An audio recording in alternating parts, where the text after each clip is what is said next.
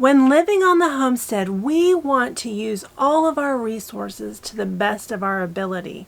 And one of those things would be to use cuts of meat that maybe aren't our favorite in a way that benefits the farm. Come along while I show you how I'm going to best use this meat on the homestead so that it doesn't get wasted.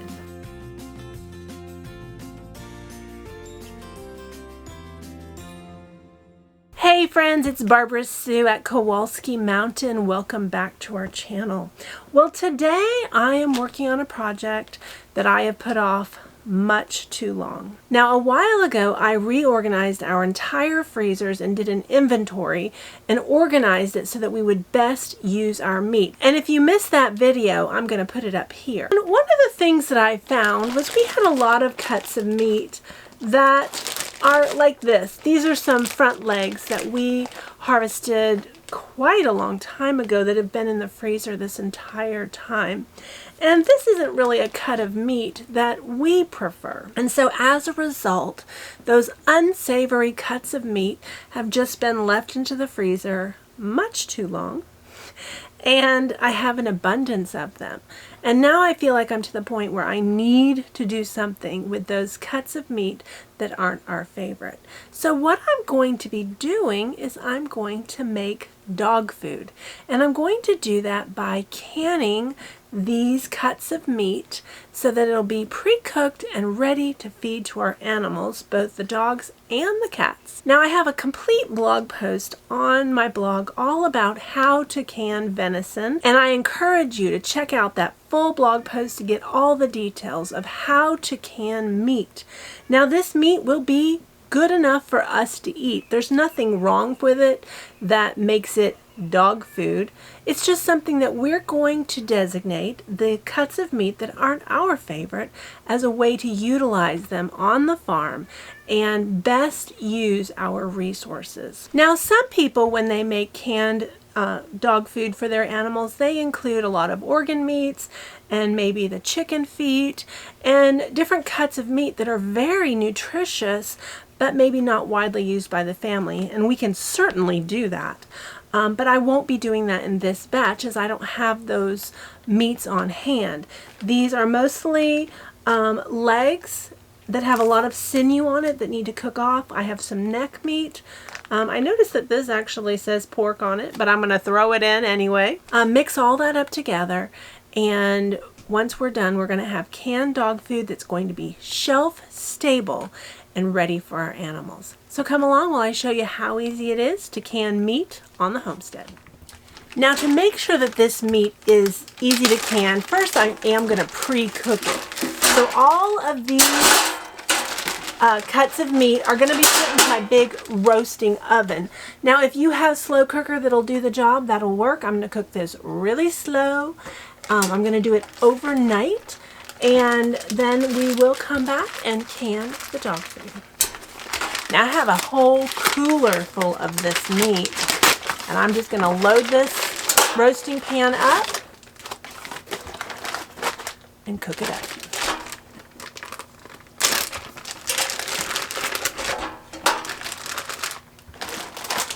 Now I've had this meat defrosting in a cooler, and I'm not going to add any seasonings to it. I'm going to cook it just plain.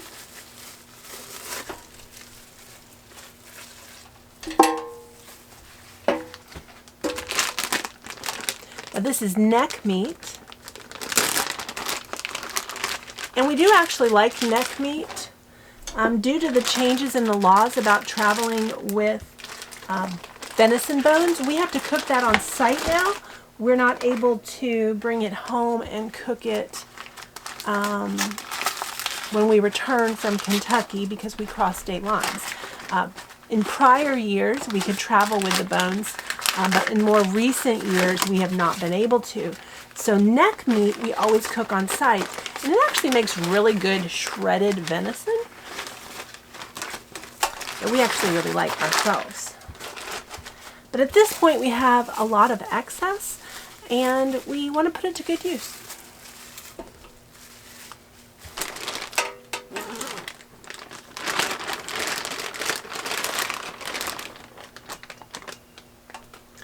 another big neck piece right there. All right, now I'm going to add just enough water to this to cover the bottom. It's likely going to create a lot of its own juices. And I'm going to fiddle with this a little bit, get it fitted in here a little bit better. But I will come back after this meat is fully cooked and it's ready to can. All right, the venison was completely roasted overnight, and this morning I deboned it and put it on ice for the day because I didn't have time to process the meat before work. Now, normally when you are hot packing meat, you only cook it to about rare, which is about 2/3 done. I did fully cook the venison because I'm using pieces that have a lot of silver skin and sinew on them, and cooking them helps melt all that off. So I completely cooked my venison, and it cooks it right off the bones and makes it super easy to process. Now, since this is going to be used for dog food, I'm not really worried about the over processing of it because it is going to cook in the pressure canner as well. But just note, normally when you hot pack your meat, you would only cook it to about rare. I actually warmed it back up so that I could handle it a little bit better, and we're ready to pack this up. Now I have my standard canning jars. These are pint jars. You want to be sure to check all your rims, make sure you don't have any nicks, follow all your good safety guidelines. If you're looking for a really great canning book, my favorite canning book is the Complete Guide to Home Canning that's put out by the USDA. And these are the directions that I follow when I do my canning. Now, I have done a complete post on the blog all about how to can venison, and you can be sure to check that out at KowalskiMountain.com. Now, we're going to fill these to about 1 inch of head space. I'm going to put a little bit of broth in the jar to start with. Now, not too much, just a little bit. It's going to rise as I pack this with meat.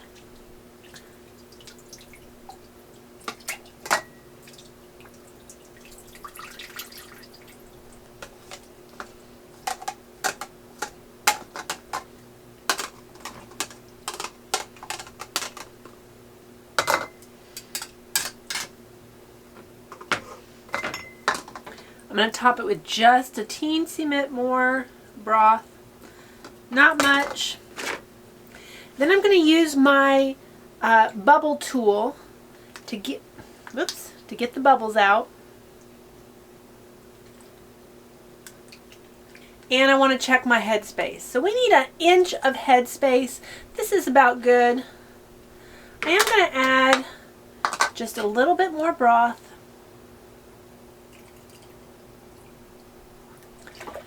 So that meat is fully submerged. My head space is still just fine. And we're going to keep filling the jars. A little bit of broth to start with.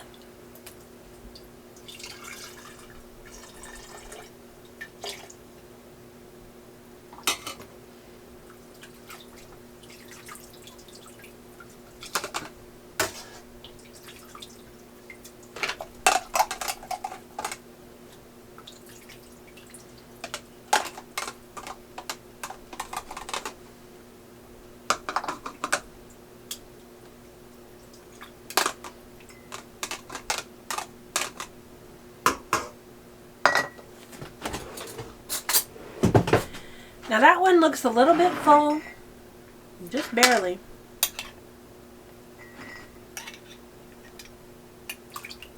Remove our bubbles first.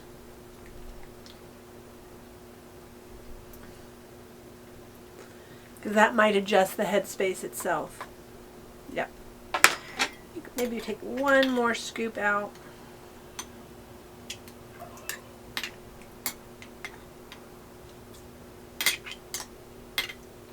I want to make sure all that meat is fully submerged into the broth. Now the broth I'm using today is just the liquids that cooked off the meat.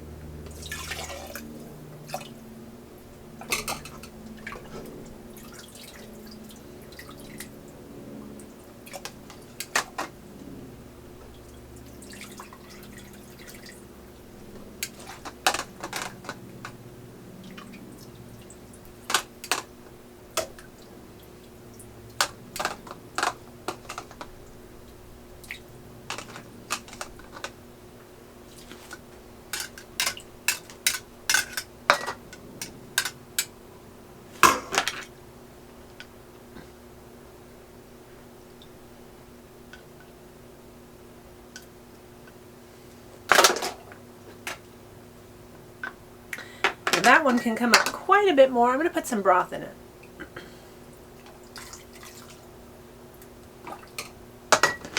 Now we've overdone it.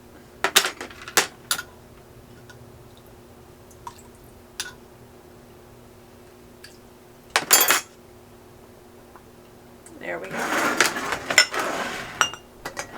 Now before we put the lids on, we are going to clean the rims of the jars.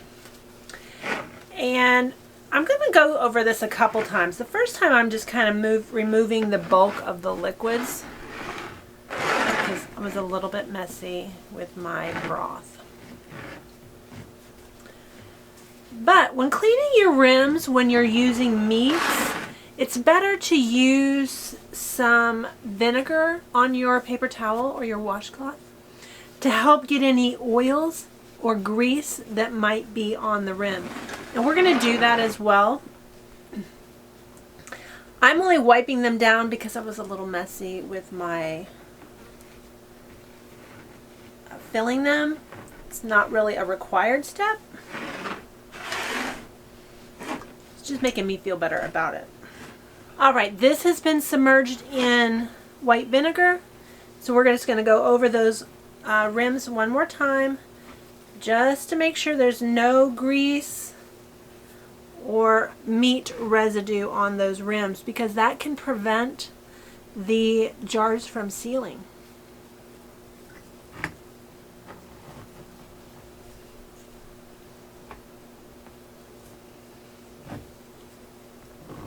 Now today I am going to be using some metal lids on my canning jars. I have a complete post on the blog all about canning lids, the differences between reusable lids and metal lids. Now I am going to be using my 23 quart Presto canner, and it allows me to double stack my pint jars so I can get twice as much canning done. Now I do have a couple of the jars that are not wide mouth jars, and I don't have any Denali lids that fit them.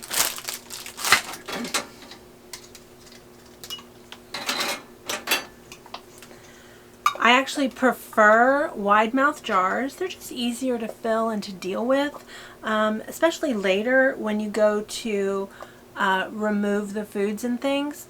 But I never pass down free canning jars, and so I have some that are not wide mouth.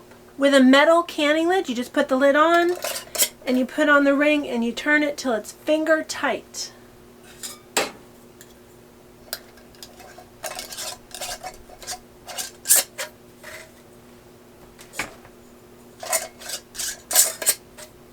Now these are going to go into the canner and get ready for canning, and then we're going to do the double layer, the additional jars. In my 23 quart canner I can do 20 pints, so that's really going to help knock this project out quickly.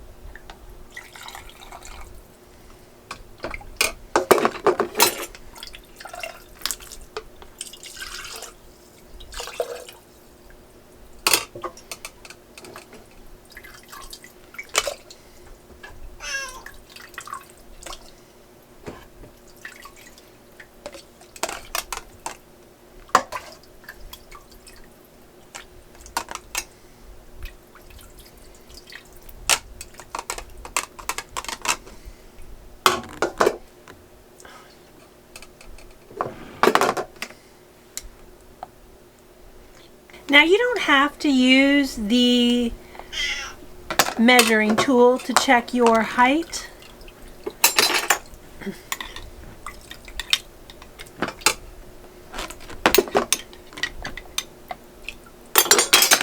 As you become more proficient, you'll just eyeball it.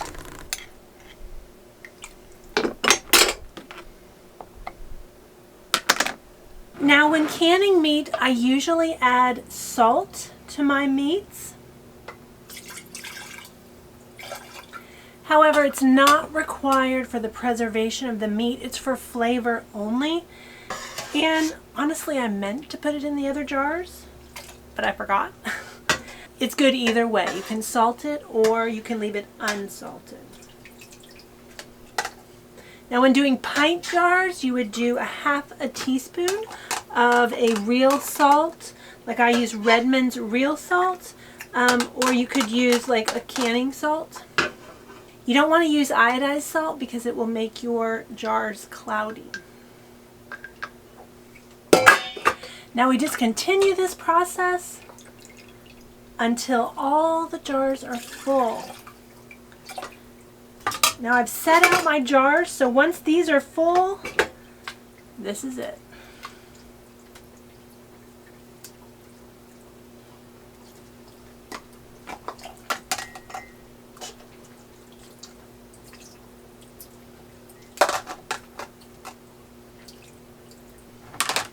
Now if you're making something like dog food, you can mix meats, like maybe you have some organ meats that you want to use up. I've known people who use the chicken feet. Chicken feet has a lot of collagen in it. It's really good for you, actually. I can't personally bring myself to eat it, but I wouldn't mind feeding the collagen to the dogs.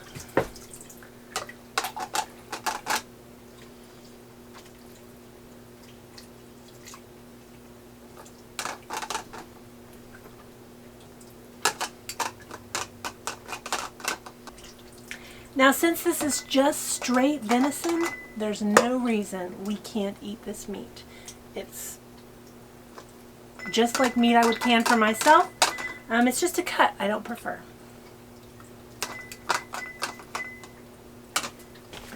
Alright, so now we need to clean our rims.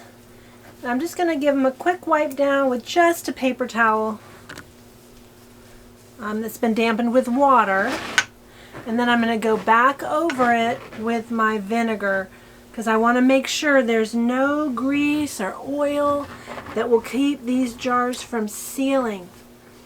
Now once these are sealed, this is going to be shelf stable. I can leave it in the pantry at room temperature, and it's going to be good for up to a couple of years.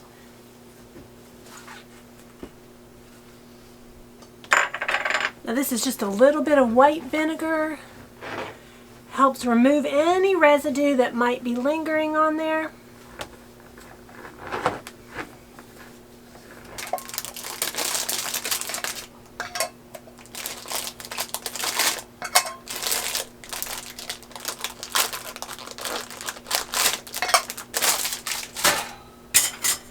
And now we're going to put on these rings just to finger tight.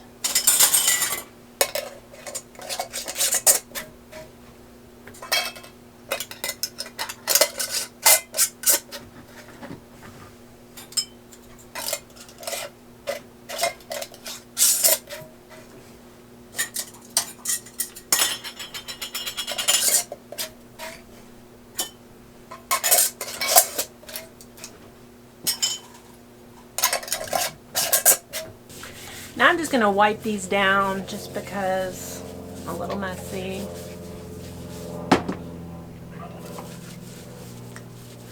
You know, working in such a small space, this is an RV, and this is my entire kitchen. So it's not like I can really spread out and try to keep the mess to a minimum. This is all I got, so I just have to work with it.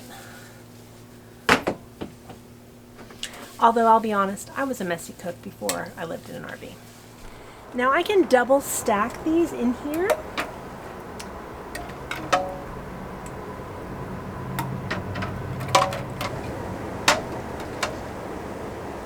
I've actually never tried to double stack it before.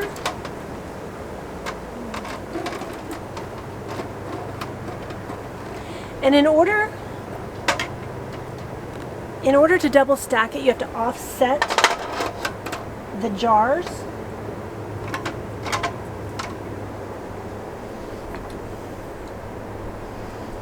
I think I'm going to get 18 in. I'm not going to get in 20.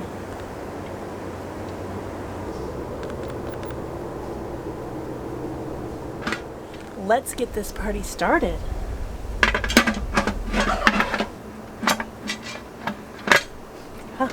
There, got it. All right, so the canner is sealed, and we're going to let this come up to temperature. It's going to need to vent for 10 minutes after it starts boiling inside. Now, just so you know, the only way that you can can meat is in a pressure canner. No water bath canning for meats. So this is going to come to temperature, and then we're going to get this thing going. All right, the canner has finally steamed appropriately, so we're going to go ahead and add the weight. I use one of the weights on mine that will jiggle and keep the temperature even. It makes it a lot easier to use my canner. So now this needs to,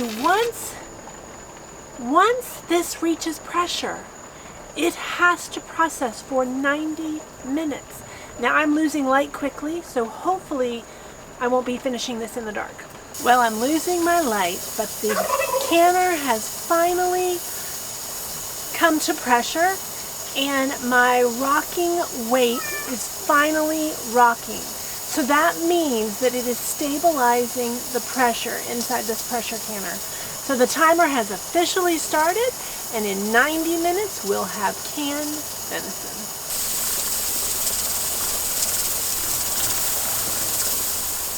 All right, 90 minutes has passed, and it's time to shut off the heat and let this cool down.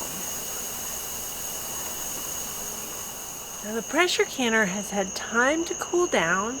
The steam has released. We're going to open it up and remove our dog food.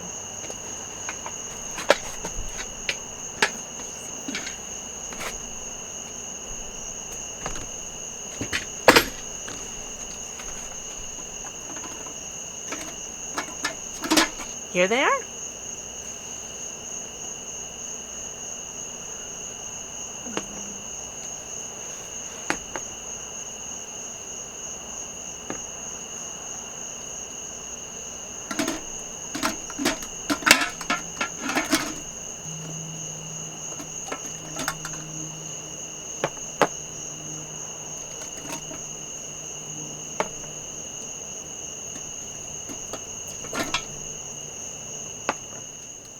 Now we're going to let these cans of dog food completely cool for 24 hours, and tomorrow we're going to take the rings off. The metal lids are what seals the jar. The rings are only there to hold it in place. Now that delightful pinging sound that you just heard is the jar sealing.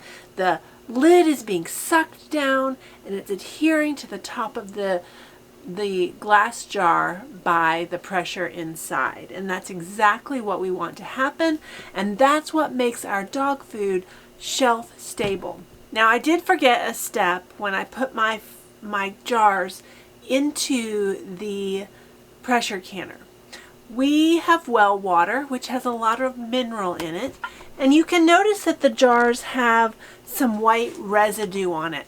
That's from the water. Now you can help prevent that by putting a little bit of white vinegar in your pressure canner, which I forgot. Not the end of the world, but it does build up on your jars.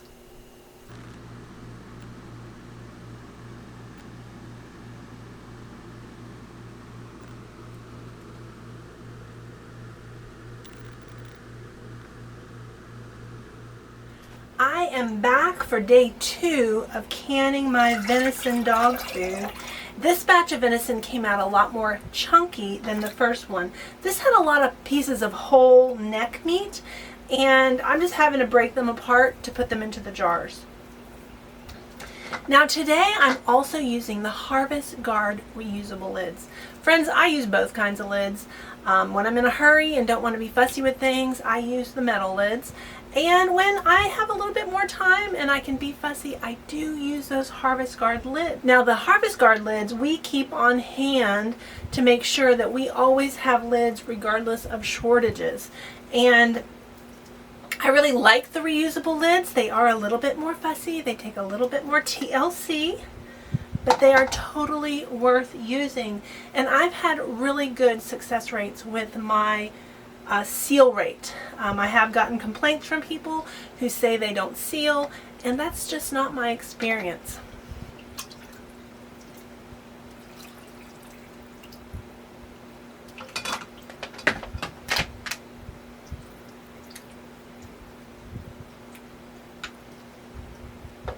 Now I reached out to Harvest Guard because I wanted to make sure that I could stack my pint jars in my canner using the Harvest Guard lids. I never want to give you bad information. So the good folks in customer service at Harvest Guard, they reassured me that I can still stack my jars in my canner, but they don't recommend stacking them for long-term storage. So just a little disclaimer there. When using the Harvest Guard lids, there is a little extra TLC. So my seals have been simmering on the stove. That softens the rubber. You do want to center these as closely as you can. Now when I put my ring on, I'm going to put one finger on the top. That is it. I'm going to turn it, and I'm going to turn it till the jar starts to turn, and that's as tight as I'm going to tighten it. Now you're going to be tempted to tighten more. Don't tighten. You don't want to cause any sealing issues. Now I have an entire video all about how to use the Harvest Guard lids on YouTube, and I'll be sure to put it up here. So there's my seal, carefully centered on my jar. On top, one finger. That's it. I don't feel like that one's on there right.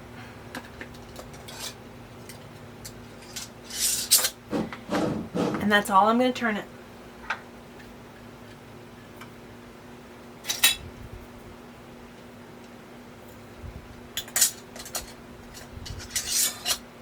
Now over time we are building our collection of reusable lids. I buy them in bulk, and that way I can stock up when they have really good sales. And that way I can build a really nice kitty of reusable lids in case, God forbid, anything like 2020 happens again and there is the great canning lid shortage. Which is really funny. During 2020, when everyone was running around buying toilet paper, I was buying canning lids. Everywhere I went, I bought canning supplies.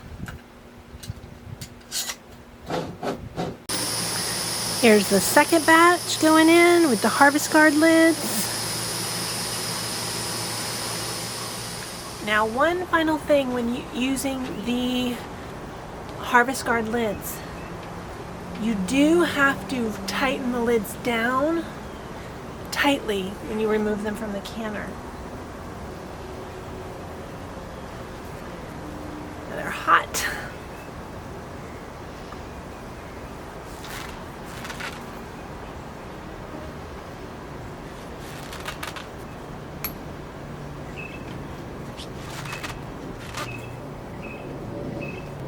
Now they are not going to have the delightful pinging that a metal canning lid would, which is disappointing to me. I don't know why that's so satisfying. But they will still seal, and tomorrow we'll look at how you can temper.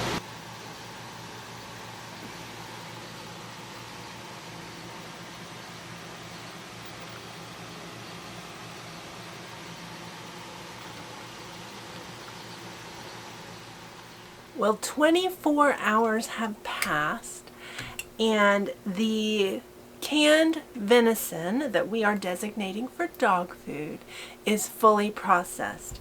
You want to make sure all of your jars have sealed, and we're going to go ahead and take these rings off. Oh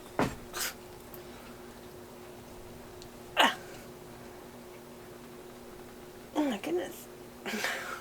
I'll do a different one. We're going to go ahead and take these rings off. The rings are only used for processing. They're not used to seal the jar. To check your lids, you can hold on to this.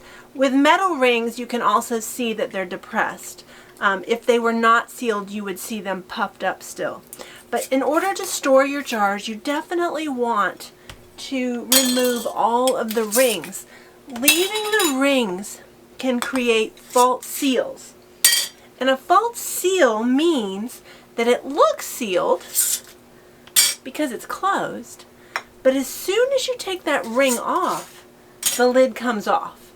And the ring is not supposed to be holding that lid on after it's processed. It's only for the processing. Now this canned venison is shelf stable.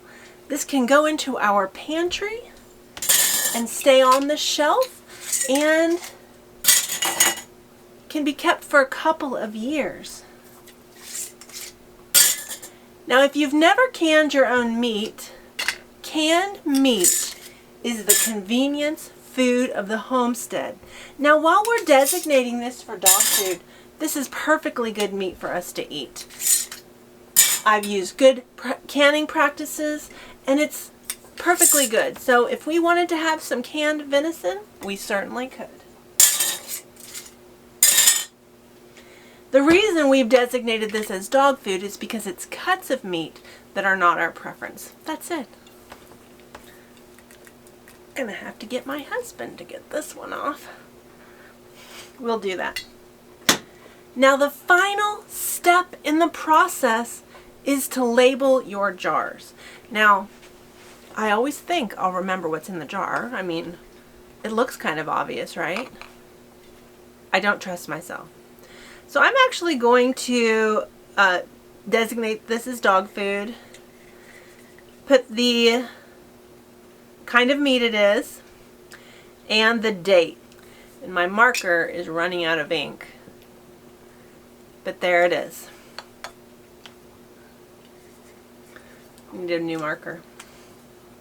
But that's it. That's all there is to canning meat. And this took a lot of meat out of my freezer. I have a big hole in my freezer now, and this is shelf stable and ready to eat.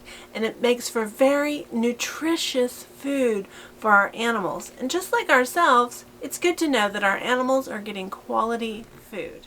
Now the last of the canned venison has come out of the canner, and it is been sitting overnight. So it's now time to take the rings off. Now I know you want to see how the Harvest Guard lids have sealed. So let's check them.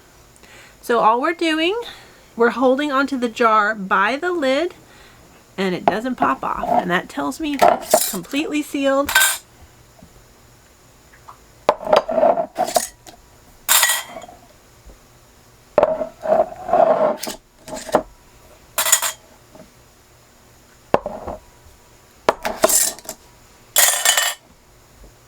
Now these jars are harder to label because I don't write on them, so I do use my label maker. It's easy. If I had a way to label my shelf, I would do that instead.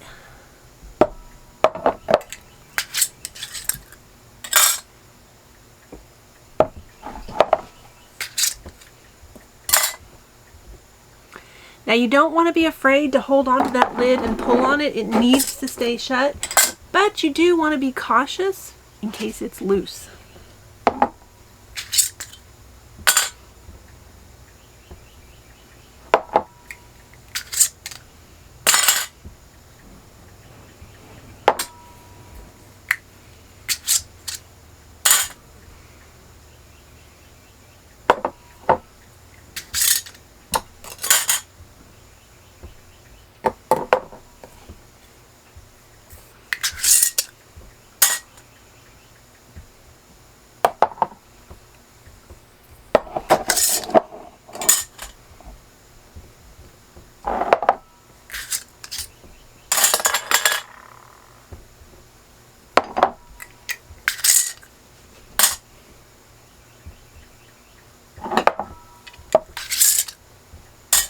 Last Harvest Guard lid,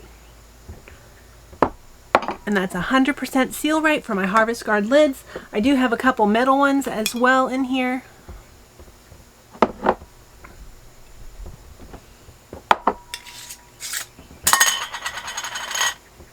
So with both the Denali and the Harvest Guard lids, I got 100% seal. If you use these lids properly, you won't have trouble with them.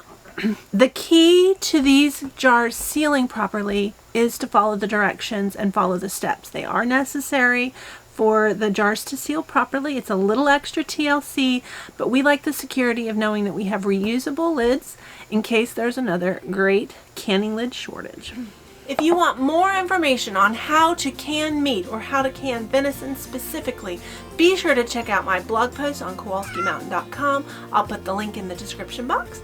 And as always, we appreciate you watching. If you haven't hit that subscribe button, hit that button.